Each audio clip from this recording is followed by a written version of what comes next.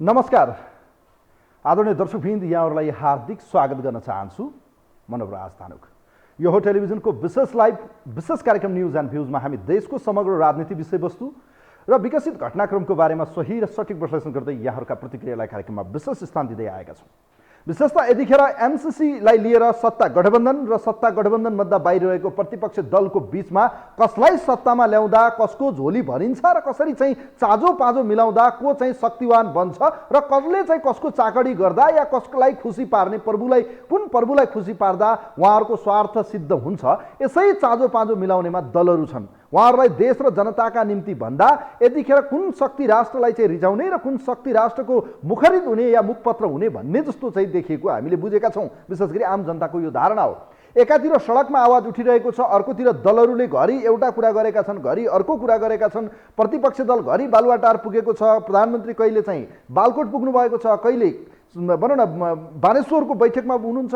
यो सबै घटनाक्रमहरू हेर्दाखेरि यी मान्छे र यी अहिलेका सत्तारूढ दलका नेता होस् या प्रतिपक्षका नेता, यी सबै नेताहरूको यसो चालढाल र यिनको हिँडाइ र यिनको गति हेर्दाखेरि यी आफूबाट चलेको भन्दा अरूले बढी चलाएका जस्तो चाहिँ देखिन्छन्। हेर्नुहोस्, वास्तवमै भन्ने हो भने जनमत सङ्ग्रह गर्ने हो र अहिलेको परिस्थितिमा आम जनताको धारणा लिने हो भने विगत हाम्रा केही एपिसोडहरू सुनिदिन पनि आग्रह गर्न चाहन्छु। नभए उहाँहरूले फुर्सद पाउनु भएको छैन भने आजको कार्यक्रम हेर्दा पनि हुन्छ। विगतका कार्यक्रम भुल्नु भएको छ, छुटाउनु भएको छ भने जनताले no MCC go back MCC भनिरहँदा संसदमा यसलाई निर्णयार्थ लग्ने या यसलाई वारको पारको अवस्थामा पुर्याउन अनुमोदन गर्ने सम्मका निम्ति चाहिँ तयारी रहिसकेको अवस्थामा यसलाई कम्फर्टेबल बनाउन सबै दलहरू लगभग हेर्दाखेरि अब सहमति नजिक पुगेको जस्तो सिनेरियोहरू देखिन्छ।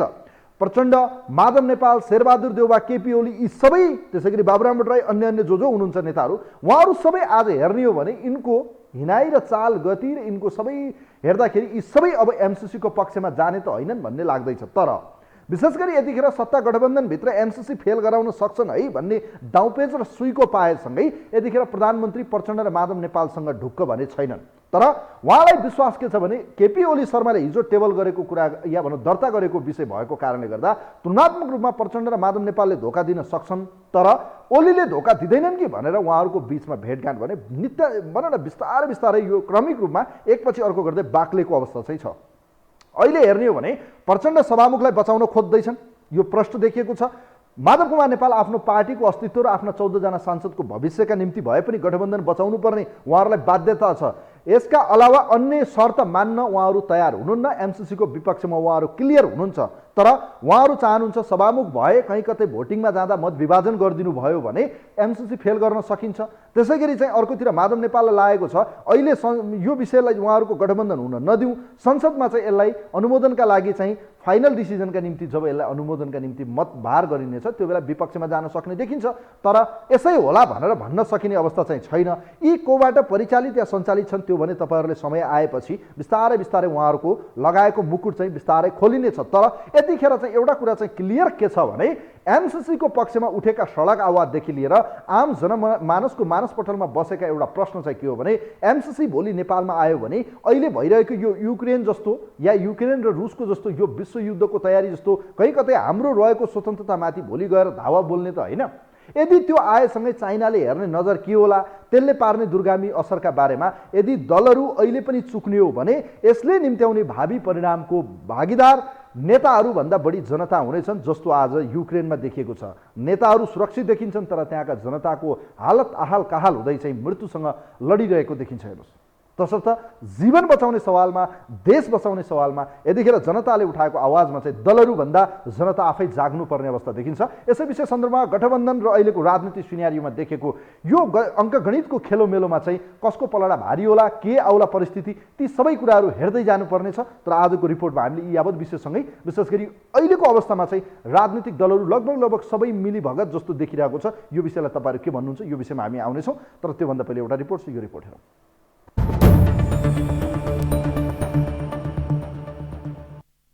सत्ता गठबन्धनबाट एमसीसी पास हुन नसक्ने देखेर दौडधुप बढाएका प्रधानमन्त्री शेरबहादुर देउवाले प्रतिपक्षी एमालेसँग मिलेर जाने तयारी थालेका छन्। देउवाले एमसीसी सैद्धान्तिक छलफलपछि स्वीकृतिका लागि संसदमा निर्णयार्थ पेश हुने सुनिश्चितता खोजेका छन्, तर माओवादी केन्द्रले सैद्धान्तिक छलफलमै मत विभाजन माग्ने तयारी गरेको थाहा पाएपछि उनी झस्किएका हुन्। देउवाकै आग्रहमा बिहिबारको संसद स्थगित भएको थियो भने ओलीसँग निर्णायक छलफल अघि बढाएका थिए। 3 चोटिसम्म ओलीसँगको वार्तामा देउवा ओलीको माग पूरा गर्न सकारात्मक देखिएका छन्, तर निर्णायक वार्ता नभएका कारण आजको संसद पनि स्थगित भएको छ।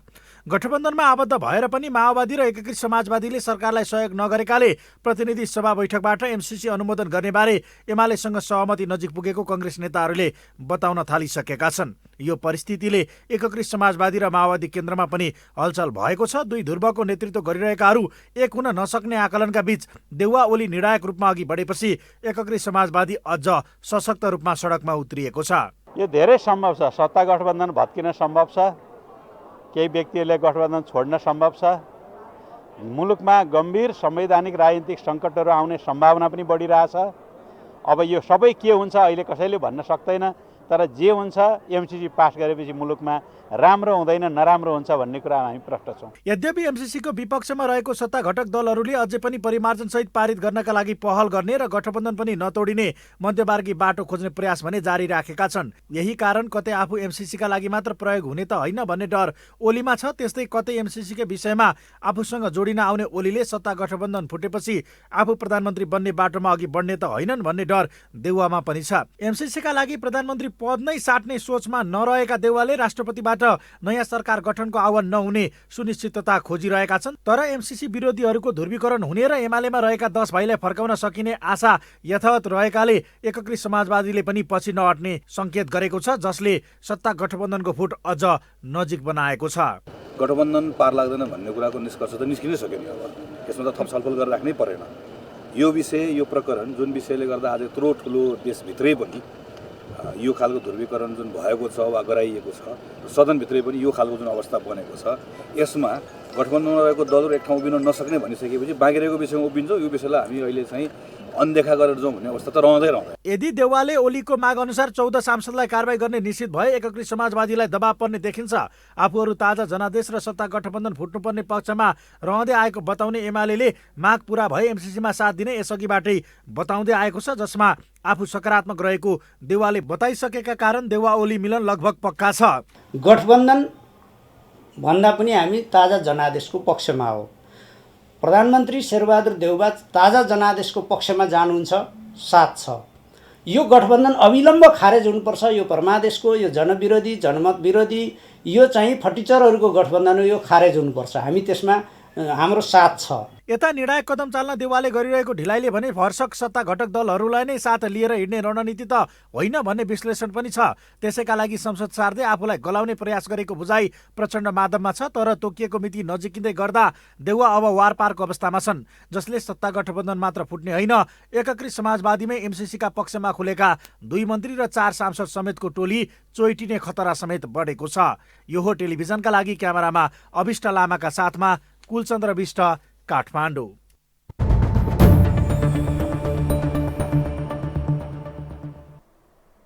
दर्शकवृन्द, यो रिपोर्ट देखायौँ देश कतातिर जान्छ र कसले कतिखेर देशलाई कहाँ पुर्याउँछ यी नेताको भरमा परिरहँदा आज जनताले विकास र समृद्धिको आशासँगै यो देश कहीँ कतै भोलि गएर युक्रेन बन्ने हो कि अफगानिस्तान बन्ने हो कि यो गएर सिरिया बन्ने हो कि इरान बन्ने, इराक बन्ने हो कि, यी सबै आशंकाको बीचबाट कयौँ प्रश्नहरू छन्। तर दलहरू उहाँहरू यसबाट कुनै सबक सिक्नेवाला हुनुहुन्न।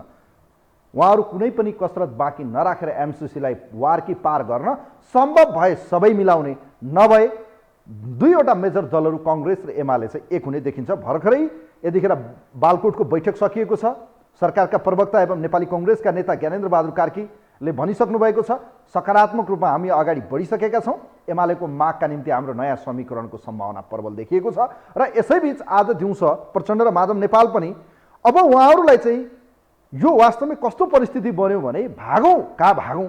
फेरि आज केपी शर्मा ओलीले चाहिँ पोखरा पुगेर भनिसक्नुभयो, अब 1 to 1 होइन, 5 जनालाई एक हप्ता नउठ्ने गरेर चुनावमा हराउँछु भनेर जुन हुर्की हान्नुभयो, यसपछि चाहिँ माधव नेपाल र प्रचण्डको चाहिँ सातो उडेको छ। साँच्चीकै के गर्ने हो? यदि उहाँहरू गठबन्धनमा चाहिँ एमसीसीको पक्षमा गयो भने एमाले प्रत्येक देखिन्छ जुन एमसीसीको विपक्षमा एमाले भोट हालिदिन्छ। उहाँहरू सकियो, खेल खतम। यदि अहिलेको अवस्थामा चाहिँ कङ्ग्रेस र चाहिँ एमालेको समीकरण भयो, माधव कुमार नेपालको 14 जनाको सांसद पद चैट र सभामुख पनि हात धोएर बस्नुपर्ने अवस्था क्लियर देखिन्छ। यो सिनेरियो राजनीतिमा छ, तर यसको पछाडि उहाँहरूलाई मुभ कसले गराइरहेको छ त्यो बुझिरहनु भएको छ, तपाईँहरूले त्यो देखिरहनु भएको छ। उहाँहरू स्वचालित हुनुहुन्छ जस्तो चाहिँ देखिँदैन यो घटनाक्रमहरू हेर्दा। उहाँहरू राइट टाइमको प्रतीक्षामा हुनुहुन्छ र डेडलाइन 16 गते सकिँदैछ, 15 गते बैठक छ। सम्भवत लाग्छ 15 गतेको बैठकमा एमसिसी पास हुनेछ। यो अङ्कगणित र यो चाँजो पाँजो हेर्दा र कङ्ग्रेस र एमालेको मिलन जसरी हुँदैछ यसले एमसिसी 100% पास गर्ने दाउपेचमा कङ्ग्रेस एमाले अगाडि बढेको देखिन्छ। कोही हुनुहुन्छ हाम्रो लाइनमा? हेलो, नमस्ते। नमस्ते, म वनस्थलीबाट नेता भान्जु हो। अब यसो घुमिफिरी हेर्दाखेरि त सबै दलहरू एमसिसीको पक्षमा आउलान् जस्तो देखियो। ल हेर्नुहोस् अब के भन्नुहुन्छ त? अब म आएँ, यो अघि तपाईँले भन्नुभयो नि यो युक्रेनमा अब 24 घण्टा पनि भएको छैन, त्यहाँको गतिविधि हेर्दा र त्यहाँको स्थिति हेर्दाखेरि डमाडोल छ। मलाई सबभन्दा दुःख लागेको हाम्रो नेपालको सरकार हो, अर्थात् गृह मन्त्रालयले उसको विरोध गरिरहेको थियो। अघि हिजो मैले त्यहाँ यसो न्युज हेर्दा होइन, उसले चाहिँ आक्रमण गर्यो भनेर विरोध गरिरहेको थियो। उसले उहाँको चाहिँ त्यहाँ चाहिँ युद्ध देखेछ, आफ्नो देशको युद्ध त्यहाँ रणभूमि देखेन त। यी दृष्टिविहीनहरूले बानेश्वरको जनताको टाउको फुटाएको जनता मर्ने कि बाँच्ने तमामा बसेको देखेन। जनतालाई रणभूमि बनाएर उसले चाहिँ विदेशीको चाहिँ उसमा हिँड्दैछ भनेपछि यिनीहरू कहाँ छन्? अनि तपाईँको त्यहाँ गएका नेपाली जनताहरू, त्यो ठाउँतिर भएका नेपाली जनताहरूको हालत के होला यति बेला? यिनीहरूले त्यो सोचेको छ कि छैन? देशभरि यिनीहरूले त विदेशमा बेचेका छन् नि त। विद्यार्थी भनौँ, रोजगारीका नाममा विदेशभरि नेपालीलाई बेचेका छन्। ती नेपालीको स्थिति के होला र मानव अधिकारवादीले उठाउँछ कि उठाउँदैन? मेरो प्रश्न।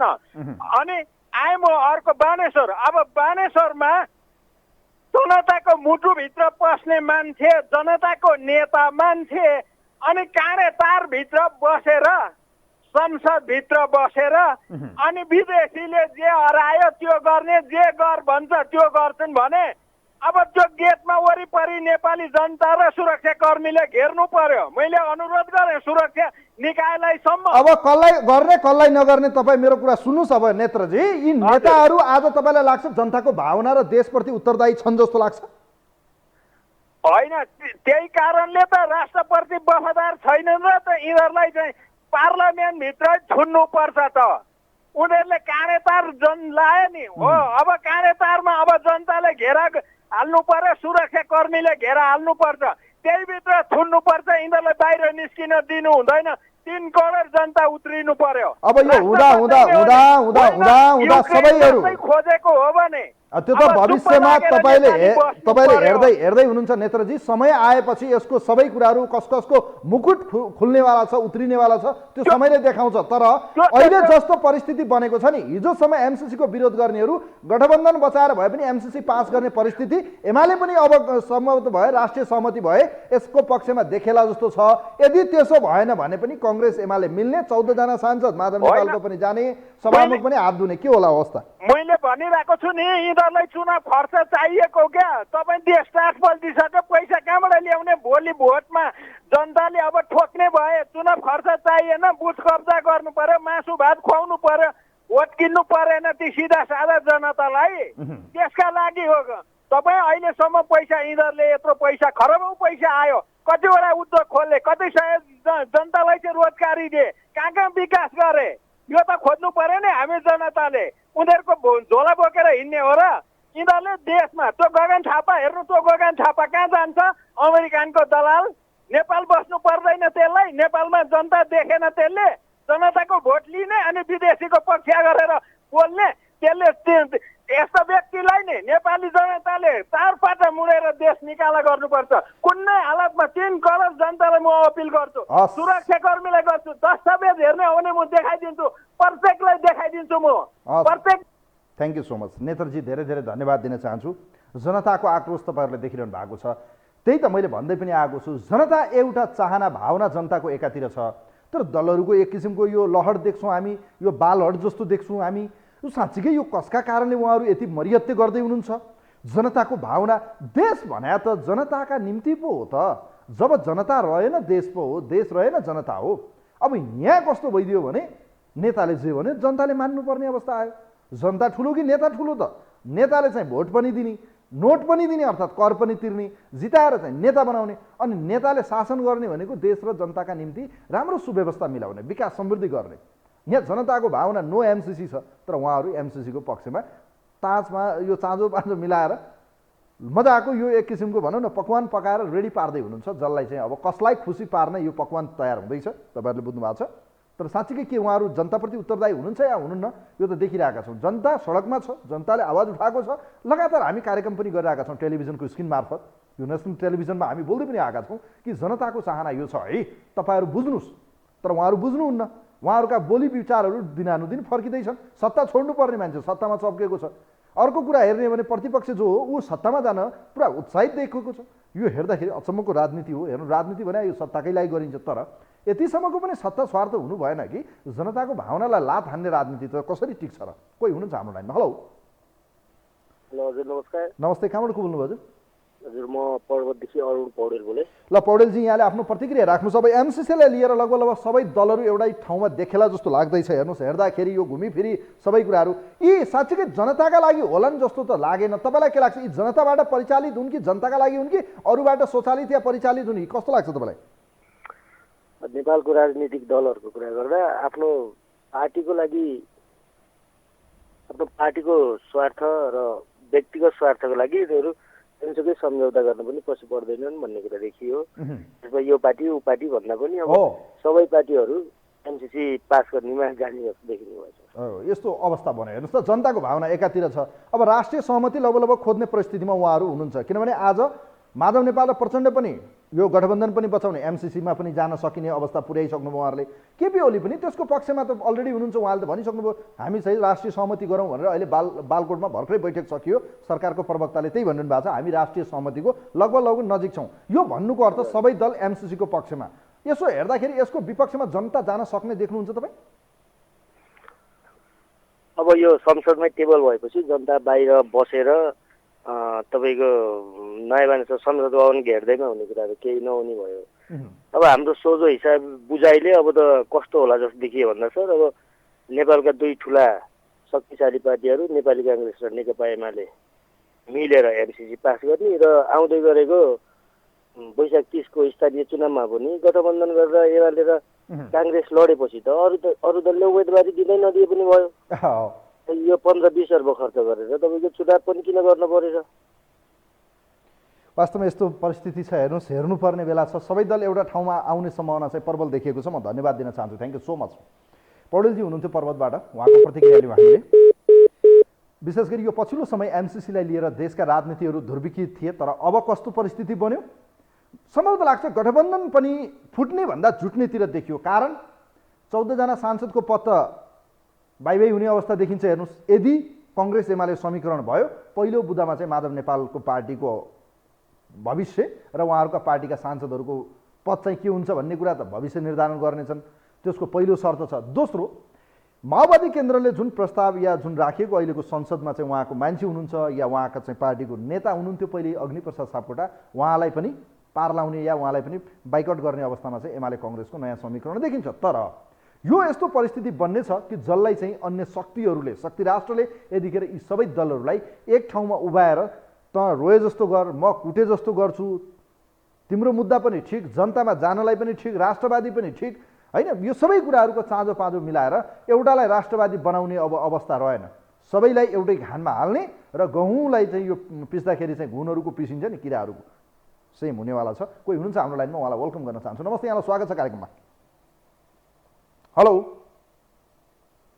हेलो, सम्म त लाग्छ कोही हुनुहुन्छ? हेलो, मैले आवाज सुन्न सकिनँ। खास गरी तपाईँहरूका प्रतिक्रिया लिने प्रयासमा हामी छौँ र विशेष गरी पछिल्लो समय एमसिसीलाई लिएर अब लगभग गठबन्धन टुटोस् फुटोस् जे जस्तो देखिए पनि उहाँहरूको सारमा हेर्दाखेरि सबै दलहरू एमसिसीको पक्षमा पुग्ने सम्भावना देखिएको छ। र यो परिस्थिति कोही हुनुहुन्छ हाम्रो लाइनमा? हेलो हेलो हेलो, नमस्ते। नमस्ते सर। कहाँबाट को बोल्नुभयो? कहाँबाट को बोल्नुभयो? हजुर हजुर, नुवाकोटबाट सुमबहादुर तामाङ। ल तामाङ सर यहाँले आफ्नो प्रतिक्रिया राख्नुहोस्। तपाईँ टेलिभिजन हेर्दै हुनुहुन्छ, फेरि अलिकति कुराकानी गर्दा ढिलो सुनिन्छ त्यसमा, अनि त्यसपछि कुराकानीमा अलिकति ब्रेक हुनसक्छ। तपाईँले आफ्नो प्रतिक्रिया राख्नुहोस्। एमसिसी पास गर्न लबो सबै दलहरू तयार जस्तो देखिएको अवस्था, एउटा सिनेरियो बन्दैछ। अब यो सबैले यो नाटक मञ्चन बन्द गरे हुने अवस्था देखियो। यो बेला अब जनता पनि ताली पड्काउन बस्ने कि के गर्ने? अब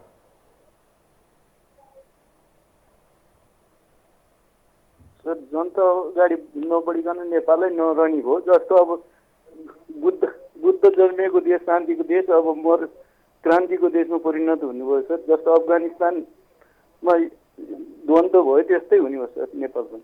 अब त्यही त यो सबै हेर्दाखेरि अब आफ्नो दुनो सोझाउँदै सबै दल एउटै ठाउँमा आउने जस्तो देखिन्छ, जसलाई राष्ट्रिय सहमति भन्नु भएको छ उहाँहरूले। हेरौँ यो परिस्थितिमा एमाले मान्यो भने राष्ट्रिय सहमति हुने देखिन्छ। हेर्नुहोस्, धन्यवाद दिन चाहन्छु यहाँलाई। Thank you so much. तामाङजी हुनुहुन्थ्यो, उहाँको प्रतिक्रिया लिउँ। तपाईँहरूका पनि प्रतिक्रिया लिँदैछौँ र विशेष गरी यो मैले भनिरहेको कारण के हो भने एमसिसीमा यदि फरक मत हुन्थ्यो, चाहे त्यो परिस्थिति जस्तो सुकै बने पनि यदि जनताप्रति उत्तरदायी हुनुहुन्थ्यो भने उहाँहरूले सरकार छोडिसक्नुहुन्थ्यो। खास गरी प्रचण्ड र माधव नेपाललाई मेरो प्रश्न, उहाँहरू दो मुख हुनुहुन्छ, अर्थात् दुई मुखले उहाँहरू बोलिरहनु भएको छ, अर्थात् जसलाई दुई जिब्रे भन्न मिल्छ। यो दुई जिब्रेको कुरा जसरी आयो कि गठबन्धन छोड्नै नसक्ने, सरकार छोड्नै नसक्ने, अर्कोतिर एमसिसी पास गर्ने कि नगर्नेमा दोधारे हुने, मत विपक्षमा हाल्छु भने त नैतिकता पनि हुन्छ क्या? अलिकति छोड्ने हो, जनताको बिचमा आउने हो, राष्ट्रवादी देखिने। यदि होइन भने भन्नु पऱ्यो नि त, हामी सबै मिल्ने हो, एमसिसी पास गर्ने हो, यो नाटक हाम्रो चलेको हो, 2-4 दिन जनतालाई भुलाउन, कार्यकर्ता भुलाउन, अब हामी एमसिसीकै पक्षमा छौँ भन्नुहोस्। तपाईँहरूको पनि सबै भलो गर्छन्। खास गरी यस्तो बेला जो जनता अपोजिसनमा छ, जनताको भावनाभन्दा बाहिर गएर दलहरू जसरी आज हुनुहुन्छ, यसले के परिणाम ल्याउँछ भोलि? यसको हेक्का राख्नुपर्छ पर्दैन? दुई मुखले बोल्दाखेरि माधव कुमार नेपालजीहरूलाई त अब 14 जना उहाँहरूको सांसदको पदलाई जोगाउनु पर्ने परिस्थिति पनि बनेको छ, जसका निम्ति उहाँहरूलाई बाध्यता छ कि गठबन्धन बचाउनु पर्ने। उहाँहरूले भनि पनि सक्नु भएको छ, गठबन्धन बचाएर जाउँ, एमसिसीमा हाम्रो मौन समर्थन रहन सक्छ भन्नुको अर्थ एमसिसी पास गर्न उहाँहरूले सहयोग गर्न देखिन सक्छ। माओवादी पनि त्यस्तै छ। अब एमाले राष्ट्रिय सहमतिको पक्षमा आयो भने त यो त अब उहाँहरू सबै मिलिभगत भइहाल्यो। यदि आएन या एमाले आएन, यो परिस्थितिमा के हुन्छ भने एमाले एमसिसीको विपक्षमा मत हालिदिन्छ। यस्तो परिस्थितिमा चाहिँ एमाले राष्ट्रवादी पार्टी बन्न सक्ने सम्भावना, यो अनुमान यतिखेर पनि यो डर भएले चाहिँ प्रचण्ड र माधव नेपाललाई सताएको छ। तर देउबा चाहन्छन् सबै दल मिलौँ, यो राष्ट्रिय मुद्दा हो, सबै दल मिलेर चाहिँ यसलाई पार लगाउँ, यसमा कसैको जित कसैको हार नगरौँ, यो राष्ट्रले जित्नुपर्ने बेला आएको छ भनेर कङ्ग्रेसको अडान छ, जसमा चाहिँ सबैलाई चाहिँ समेट्ने प्रयासमा प्रधानमन्त्री शेरबहादुर देउवा हुनुहुन्छ, जसका लागि उहाँ केपी शर्मा ओलीलाई कुनै पनि कसरत बाँकी नराखेर मनाउने प्रयासमा हुनुहुन्छ, जसको अप्सनका निम्ति यतिखेर सभामुखलाई हटाउनेसम्म पनि कङ्ग्रेस तयार रहेको कुराहरू बाहिर आइसकेको छ। कोही हुनुहुन्छ हाम्रो लाइनमा?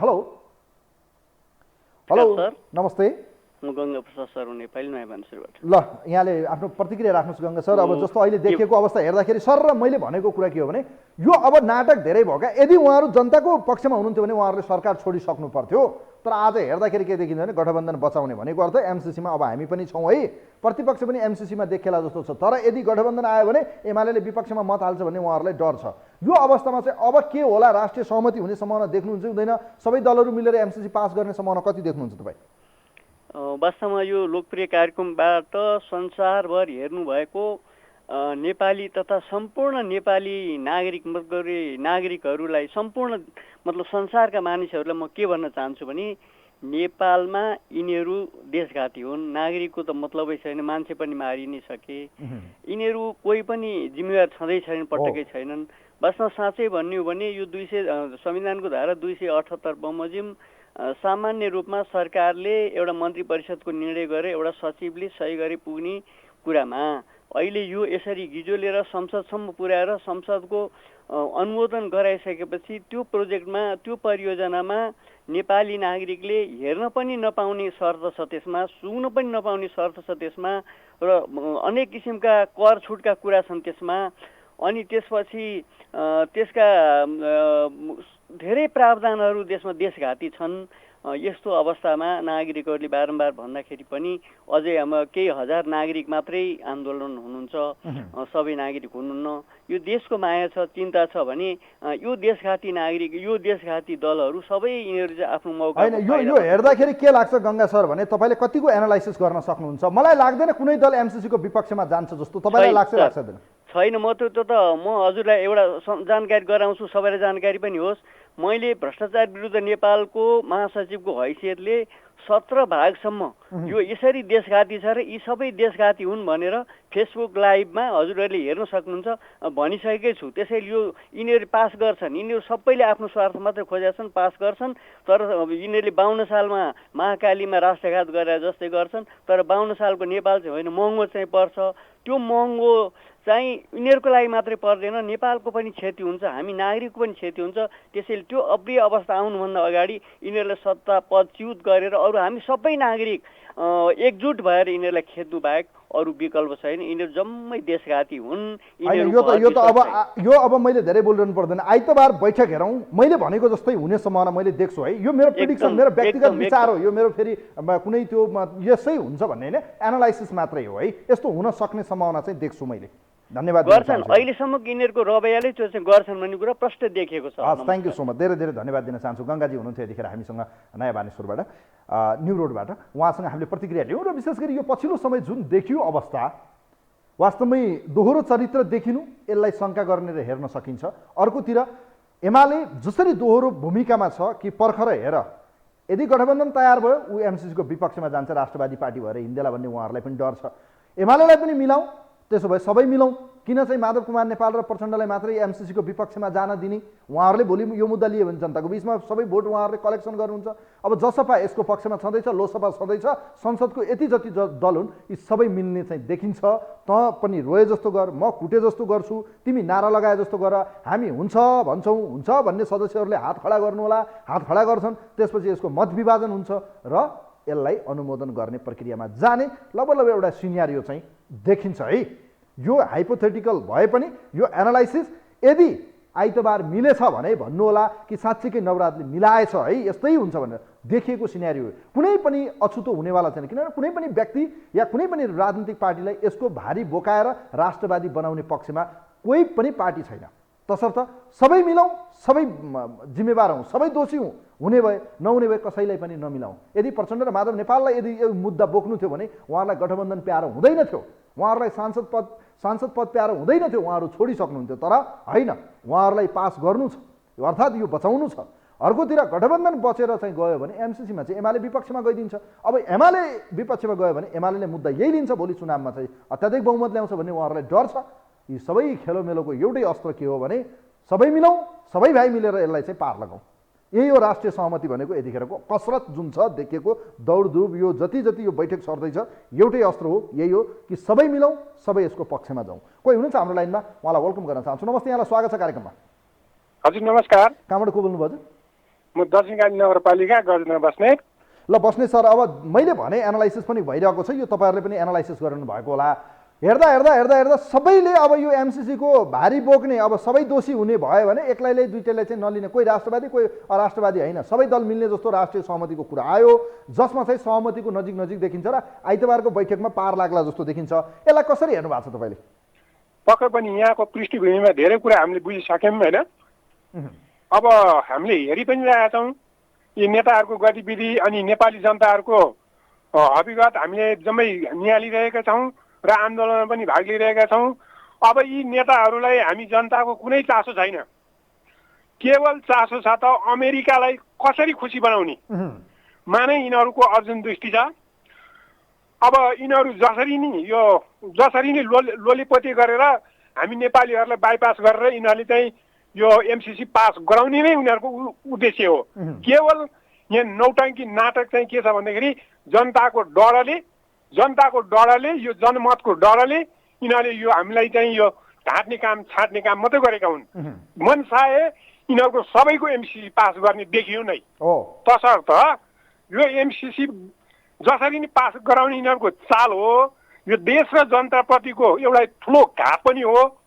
हामी असल नियतले यो संसदमा यदि यिनीहरूले अहिले छलफल गर्ने हो नि यो पास हुन नसक्ने हामी आँकडा हेरिरहेका छौँ। होइन, तपाईँलाई मैले भनेको कुरामा कति विश्वास लागिरहेको छ? यो एमसिसीको भारी कसैलाई बोकाएर राष्ट्रवादी बनाउने पक्षमा कुनै पार्टी पनि छैन है, त्यो कुरा मान्नुहोस् तपाईँहरू। लाग्छ लाग्दैन तपाईँलाई? कुनै पार्टी यसको अपोजिसनमा गयो भने राष्ट्रवादी बन्छ भनेर सबैलाई डर छ। तसर्थ मिलाउँ भाइ, सबैले यसलाई पार लगाउँ, कसैलाई दोष र कसैलाई अब्जस लिने र कोही चाहिँ यसबाट अछुतो रहने काम चाहिँ नगरौँ भन्ने परिस्थितिमा कङ्ग्रेसको एउटा स्ट्राटेजी देखिन्छ। त्यो कति सम्भव होला? अवश्य त्यस कारणले गर्दाखेरि म के भन्छु भन्दाखेरि यिनीहरूको यो नियत पास गराउने नै हो। यदि यो चाहिँ हामीले यो सबै जनताले बुझेर यसको चाहिँ घोर भर्त्सना गर्दै यो नेपालीको लागि सही हुने छैन र म के भन्न चाहन्छु भने आम नेपाली दाजुभाइहरूलाई यसको विरुद्ध चाहिँ हामीले आवाज बुलन्द गरौँ र हामीले यो सडकमाबाट पनि यो चाहिँ आवाज निकाल्दै जसरी महाकाली सन्धि गरेर देशलाई घात भयो योभन्दा पनि अझ धेरै गुणा चाहिँ ठुलो देशघाती यो एमसिसी हो। यो एमसिसी परियोजना लागू कुनै पनि हालतमा हुनु हुँदैन र सम्पूर्ण नेपालीहरूले हामीले नेताहरूले मिले पनि हामी नेपाली जनताहरूको यहाँ रगत र खोलो बग्ने चाहिँ मैले देखेको छु। त्यस कारणले गर्दाखेरि अचम्म पर्यो के हो भने यत्रो जनताको आवाज हामीले लिँदै आएका छौँ, प्रत्येक दिन कार्यक्रमहरू गरेर आएका छौँ, हरेक मिडियाले गर्दैछ, जनताले पनि एउटा सोसल मिडियामा यत्रो एक किसिमको चाहिँ बहस छलफल छ, नो एमसिसी छ, तर नेताहरू कसकोबाट परिचालित छन्? किन उहाँहरू सुन्नुहुन्न? किन यत्रो मुद्दामा चाहिँ उहाँहरू गम्भीर हुनुहुन्न जस्तो लाग्छ तपाईँलाई? पक्कै पनि नेताहरू पक्कै पनि यो विदेशी दाममा यिनीहरू सुकिसकेको हुनुपर्छ। यिनीहरूले पक्कै दानापानी खाएको कारणले गर्दा यिनीहरू बोल्न नसकेको, नत्र भने नेपाल र नेपालीको लागि स्वाभिमानी भएर देशमा चाहिँ हामी आफ्नो देशलाई चाहिँ यो खोले खाएर भए पनि हामीलाई यो कसैको पराधीन भएर चाहिँ समृद्धि हुनु सट्टा नेपालीहरू आफू दुःख गरेर हामी हिजोको पुर्खाहरूले जोगाएर राखेको देशमा चाहिँ स्वाभिमानीपूर्वक बाँध्न चाहन्छौँ भने जनताको आवाजलाई यी नेताहरूले बुझ्नुपर्छ भयो नि। त्यस कारणले गर्दाखेरि यो नेपाल हामी समृद्धि हुन हामी भन्दा पनि स्वाभिमानीपूर्वक हामी समृद्धि हुन चाहन्छौँ। यो देशलाई यो हाम्रो अमान्य बुढाहरूलाई चाहिँ बाइपास गरेर हटाएर यदि संशोधन गर्ने हो नि नेपालीहरू त्यसमा चाहिँ कम्प्रोमाइज गर्न सक्छन्। तथापि यसका जटिल बुदाहरू जुन अमान्य बुदाहरू चाहिँ यो हटाउनुपर्छ भन्ने हाम्रो नेपालीहरूको जोरदार माग हो। यो नेताहरूले बुझेनन् भने यसको ठुलो भए चाहिँ नेपालमा चाहिँ स्थिति हुने देख्छु। त्यस कारणले गर्दा सब नेपाली दाजुभाइहरूलाई चाहिँ यस विरुद्ध लड्न आह्वान पनि गर्दछु। धन्यवाद, धेरै धेरै धन्यवाद दिन चाहन्छु। अन्तिम कल लिन्छौँ अब हामी, तपाईँको अन्तिम टेलिफोन कल मात्रै लिन्छौँ, विशेष गरी कार्यक्रमको अन्त्यमा छु। र यतिखेर जुन एमसिसीको बहस चलेको छ, एकातिर एमसिसीको बहस छ र एमसिसीको बहसमा चाहिँ जनता आज पनि जनताले खोज्ने भनेको नेताहरूको एउटा रिस्पोन्सिबिलिटी, एउटा उहाँहरूले चाहिँ जनताप्रतिको एउटा उत्तरदायित्व, जनताप्रति जिम्मेवार, देशप्रति इमान्दार, देशप्रति स्वाभिमान, यस किसिमको चाहिँ निर्णय क्षमता चाहिँ नेताहरूमा हुनुपर्थ्यो। तर आज एमसिसीको जुन उहाँहरूले नै रिजर्भेसन देखाउनु भएको छ कि यसमा यो अब्जेक्सन छ, यो गलत छ है भन्ने, अनि त्यहीमै चप्केर चाहिँ यसैलाई पार लाउने, अनि यो भनेको योभन्दा ठुलो बेइमानी केही हुनसक्छ? कोही हुनुहुन्छ अन्तिम कलर आजका लागि? हेलो नमस्ते, यहाँलाई स्वागत छ। हजुर नमस्ते। कहाँबाट को बोल्नुभयो हजुर? हजुर कहाँबाट को बोल्नुभयो हजुर? हजुर म कतारबाट हो। कतारबाट बोल्नुभएको, हजुरलाई स्वागत छ कार्यक्रममा। अब यो एमसिसीलाई नेपालमा यति धेरै बहसको विषय बनेको छ, दलहरू आज यो यसो हेर्दाखेरि सबै दलहरू एमसिसीको पक्षमा आउलान् जस्तो देखिन्छ। यसले राम्रो होला कि नराम्रो होला? सर हेर्नु, यो त सबभन्दा पहिला कुरा यो देशघाती सम्झौता गर्दैछ होइन, आफ्नो जबरजस्तीले। र त्यसमा पनि सबभन्दा पहिलो कुरो के भन्दाखेरि यो शेरबहादुर देउवाको काण्ड हो होइन। म यसमा चारवटा कुरा थप्न के चाहन्छु। जब एमसिसी लागू भएपछि नेपालको संविधानले उसलाई कुनै पनि हदसम्म छुन नपाउने भनेर कि यो सम्झौता भनेको सबभन्दा पहिलो देशद्रोही सम्झौता हो होइन। हजुर हजुर सुन्दैछु म, बोल्नुहोस्। यदि कुनै बाहिरको नागरिक आएर हाम्रो देशको संविधानभन्दा माथि हुन्छ भने हामी त्यही देशको नागरिक हो भने हामीलाई पनि संविधानमा यो उल्लेखित चाहियो कि भोलिको दिनमा हामीलाई नेपालको कानुन नछुओस् भनेको मेरो पहिलो प्रश्न है। यो चाहिँ शेरबहादुर देउवाजीसँग। र दोस्रो प्रश्न चाहिँ त्यति पैसाले यदि हाम्रो नेपाल चल्छ भने त्यसपछि नेपालमा कुनै पनि कर लागू नगरोस्, सम्पूर्ण जनतालाई कर फ्री गरिदियोस्। जब त्यति पैसाले देश चल्न सक्छ भने किन हामीलाई कर तिर्नु पर्यो नेपाली जनताले? किन नेपाली जनताले कर तिरेर त्यति पैसा पुग्दैन वर्षमा? हजुर हजुर सुन्दैछु। दुईटा बुदा भयो, अरू के छ? दुईटा बुदाहरू चारवटा भन्दै हुनुहुन्थ्यो। अर्को कुरा के छ भन्दाखेरि जब अमेरिकन कुनै पनि मान्छे नागरिक आयो नेपालमा कसैलाई मारो या केही गर्यो भने उसलाई नेपालको संविधानले नछुने होइन। नछुने भनेपछि त्यस्तै हामीलाई पनि एउटा नेपालमा यो संविधान चाहियो कि नेपालीले कुनै पनि नेतालाई मार्यो भने त्यसलाई पुलिस प्रशासनले नछुने गरी। यदि त्यस्तो गर्न सक्छ भने हामीलाई संविधान त्यो एमसिसीसँग कुनै आपत्ति हुँदैन। जुन कानुन उसले अमेरिकनको लागि लाउँछ त्यो कानुन हामीले नेपाली नागरिकको लागि पनि चाहियो। के गर्न सक्छ शेरबहादुर देउवाजीले यो कानुन नेपालमा?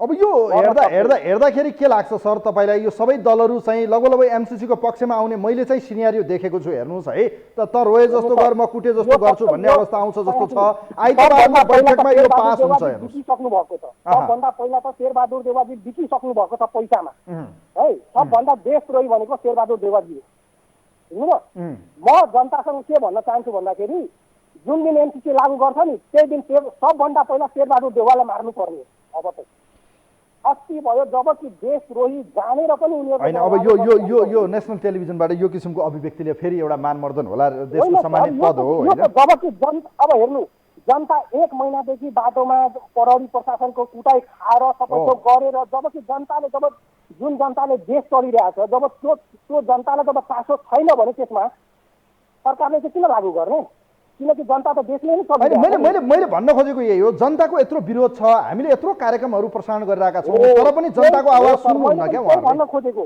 मेरो पनि प्रश्न त्यही छ जब त्यो देश अहिलेसम्म त जनताकै पैसाले चलिरहेछ नि त्यो दिन आखिर जनताले पैसा तिरेर देश चलाइरहेछ नि अब यो बुझ्नुपर्ने हो नेताहरूले कसका लागि राजनीति गर्दै हुनुहुन्छ देश र जनताप्रति हो या अरूका लागि हो यो बुझ्नुपर्ने छ धन्यवाद दिन चाहन्छु यहाँलाई thank you so much sir कतारबाट फोन गर्नुभयो म धन्यवाद दिन चाहन्छु वास्तवमै देशमा यतिखेर यो मुद्दा यो विषय अत्यन्तै जटिल बन्यो यो जटिल नेताहरूकै दोधारे चरित्र यो दुई जिब्रे कुरा नेताहरूले चाहिँ यसलाई जनतालाई कन्भिन्स नगरेको कारणले गर्दा यो परिस्थिति आयो र जति ढिला नेताहरूले गर्नुभयो त्यति परिस्थिति आज झन्झन यो जटिलतातिर अगाडि बढ्दै गयो र आज एउटा परिस्थिति यस्तो बन्यो कि अब देशलाई सुरुङमा हाल्ने या उज्यालो संसारमा लग्ने यो परिस्थितिको जिम्मेवार सार्वभौम मानिने सांसदहरूको जिम्मेवारी हो है अब यो भोलि त शनिबार भइहाल्यो पर्सि बस्ने संसदको बैठकमा मलाई जहाँसम्म लाग्छ यो अहिले जुन परिस्थिति घटनाक्रमहरू हेर्दाखेरि र यो जुन दौडधुपहरू जुन नेताहरूको देखिएको छ यसले गर्दाखेरि एमसिसीलाई निर्यार्थ अर्थात् यसलाई वारकी पार गर्ने अवस्थामा